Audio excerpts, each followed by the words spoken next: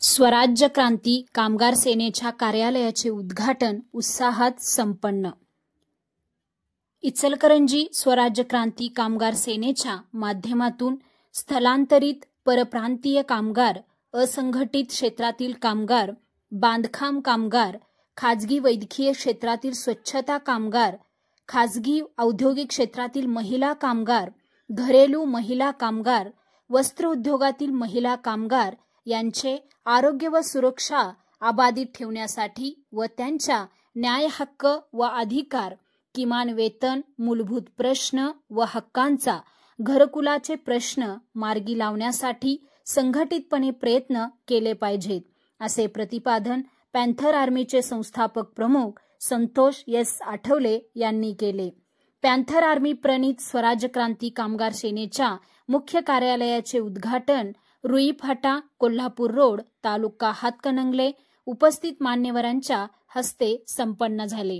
यावेळी राष्ट्रीय कार्यकारी प्रमुख समीर विजापुरे, कोल्हापूर जिल्हा अध्यक्ष मच्छिंद्र रुईकर, जिल्हा उपाध्यक्ष संजय कांबळे, जिल्हा महासचिव नितेश कुमार दीक्षांत, हातकणंगले तालुका अध्यक्ष असगर पेंढारी, राजू मोमीन, सलीम मानगावे, संतोष करात, भैयासाहेब धनवडे, भिकाजी आपुगडे, बाळू कराळे, पत्रकार Sheetal Kamble, computer operator Sankpal madam उपस्थित होते।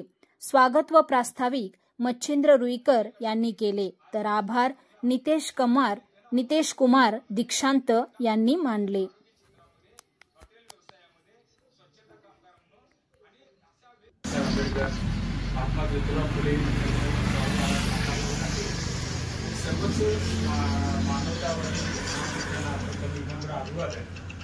आज या ठिकाणी पॅन्थर आर्मी प्रणीत स्वराज्य क्रांती कामगार सेना या कार्यालयाचे मुख्य कार्यालयाचे उद्घाटन आज ह्या सर्व पदाधिकाऱ्यांच्या उपस्थितीत उद्घाटन झालं असं मी या ठिकाणी सांगतो।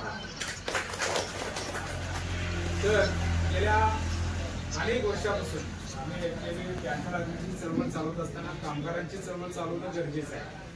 आज सगळीकडे तुम्ही बघताय की गल्लीबोळामध्ये बांधकाम कामगारांच्या संघटनेचा पेव फुटते, पण पेव फुटत असताना त्या ठिकाणी वेगळ्या पद्धतीनं काम चालतं, वेगळ्या पद्धतीच्या कामगार संघटना अस्तित्वात आल्या आणि मूळ जे खरोखर जे बांधकाम कामगार आहेत आणि त्यांच्या ज्या समस्या आहेत त्या समस्यावर मात्र तशाच राहिलेल्या आहेत।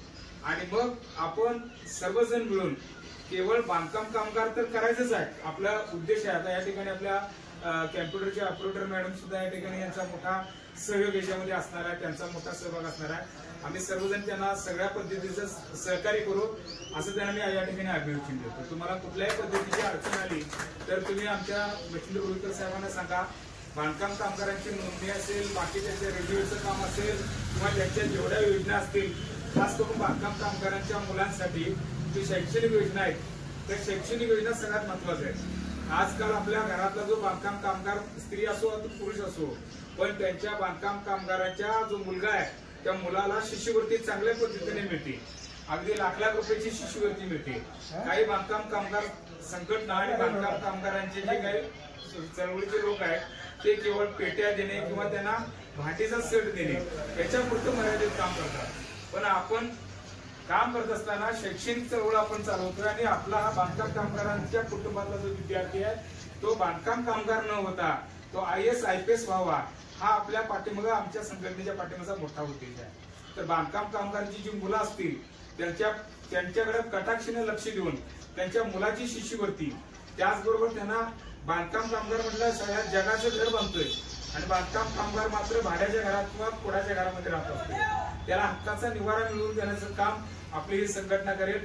त्यासाठी वेळोवेळी योग्य कामगार मंत्री असतील किंवा कामगार चळवळीमध्ये जे कोण बांधकाम कामगारामध्ये हायेस्ट लेवलला जे काम करतात त्यांचं सुद्धा मार्गदर्शन घेऊ आणि वेगवेगळ्या पद्धतीने आपण त्यांना कार्यशाळेच्या माध्यमातून त्यांना मार्गदर्शन करू।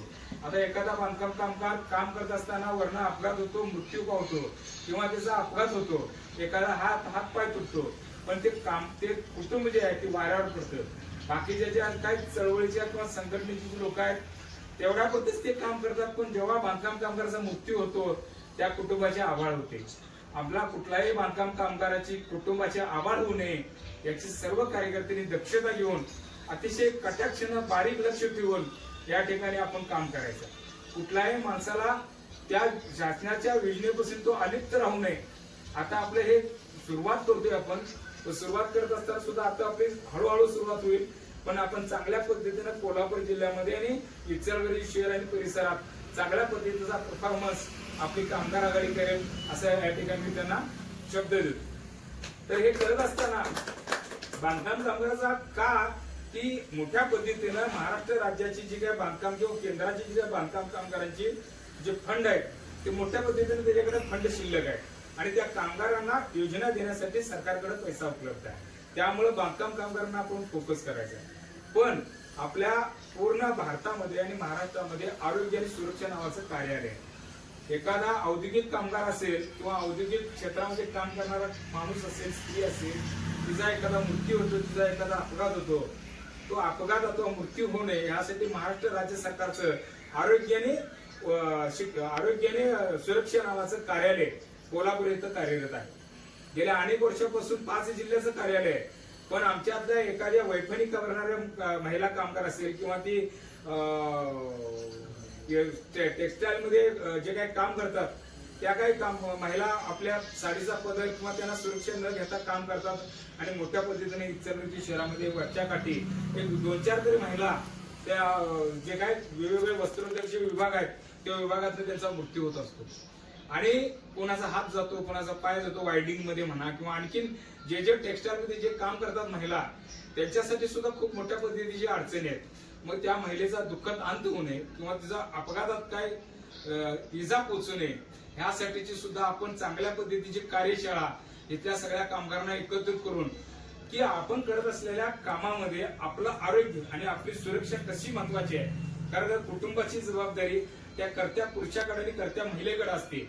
आजकाल सुद्धा महिला मोठ्या पद्धतीनं औद्योगिक क्षेत्रामध्ये, बांधकाम क्षेत्रामध्ये, आरोग्य क्षेत्रामध्ये, हॉटेल व्यवसायामध्ये त्यांचं किमान वेतन, त्याचबरोबर त्या विद्यार्थ्याचं शिक्षण, त्या कामगाराचं घरकुल अशा विविध मूलभूत प्रश्नावर स्वराज्य क्रांती कामगार सेना आवाज उठवेल. आणि तुम्ही सर्वजण या ठिकाणी आलात. या कार्यालयाचं उद्घाटन तुमच्या सर्वांच्या हस्ते झालं आणि तमाम या सगळ्या इचलकरंजी शहर आणि परिसरातल्या किंवा महाराष्ट्रातल्या कामगारांना एक योग्य न्याय देण्याची भूमिका स्वराज्य क्रांती कामगार सेना करेल असं या ठिकाणी मी अभियोजन देतो आणि या ठिकाणी परत एकदा या कार्यालयाचं उद्घाटन झालं असं जाहीर करतो. जय महाराष्ट्र, जय शिवराज, जय हिंद.